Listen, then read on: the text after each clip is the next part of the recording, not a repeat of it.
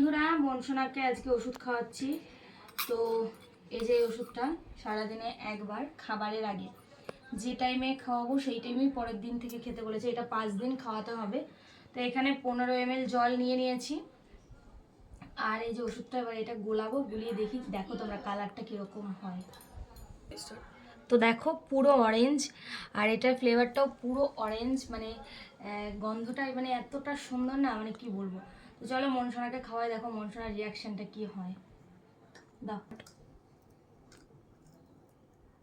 এ দেখো পুরো অরেঞ্জ। কেন